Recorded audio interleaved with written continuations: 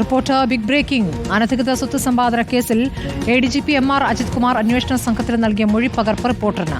മുഖ്യമന്ത്രിയുടെ ഓഫീസിൽ നിന്നുള്ള നിർദ്ദേശത്തെ തുടർന്ന് പരാതിക്കാരനായ PV അൻവറുമായി കൂടിക്കാഴ്ച നടത്തിയെന്നാണ് മൊഴിയിൽ. ഫ്ളാറ്റ് വാങ്ങി 10 ദിവസത്തിനകം വിറ്റതിൽ വിചിത്രമായ വാദമാണ് ADGP ഉന്നയിക്കുന്നത്. ദേശദ്രോഹ പ്രവർത്തനങ്ങളിൽ ഏർപ്പെട്ടവരുമായി ചേർന്ന് PV അൻവർ തന്റെ DGP പദവി ഇല്ലാതാക്കാൻ ശ്രമിച്ചെന്ന് MR അജിത് കുമാർ ആരോപിക്കുന്നു.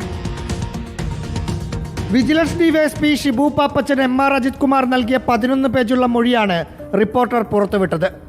സ്വർണ്ണക്കടത്ത് സംഘവുമായുള്ള ബന്ധം, മലപ്പുറം SP ഓഫീസിലെ മരമുറി, ഫ്ളാറ്റ് തുടങ്ങിയ ആരോപണങ്ങളെല്ലാം ആദ്യമേ തള്ളിക്കളയുന്നുണ്ട്.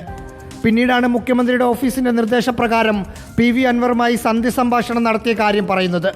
അൻവറിന്റെ തിരുവനന്തപുരത്തുള്ള സുഹൃത്തിന്റെ വീട്ടിൽ വെച്ച് നടത്തിയ സംസാരത്തിൽ സംശയങ്ങൾ ദൂരീകരിച്ചെന്നും വാദിക്കുന്നു. 35 ലക്ഷം രൂപയ്ക്ക് വാങ്ങിയ ഫ്ളാറ്റ് 10 ദിവസം കൊണ്ട് 30 ലക്ഷം രൂപ ലാഭത്തിൽ വിറ്റതിന് വിചിത്രമായ ന്യായമാണ് നിരത്തിയിരിക്കുന്നത്. 2009 വാങ്ങിയ ഫ്ളാറ്റ് ആധാരം ചെയ്തിട്ടില്ല എന്ന് മനസ്സിലാക്കുന്നത് 2016 വിൽക്കുന്ന സമയത്താണെന്നാണ് മൊഴി.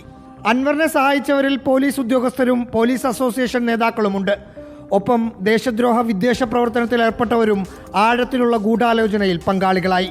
അത്തരക്കാർക്കെതിരെ അന്വേഷണവും ADGP റാങ്കിലുള്ള നിലവിലെ excise commissioner MR Ajith Kumar ആവശ്യപ്പെടുന്നു.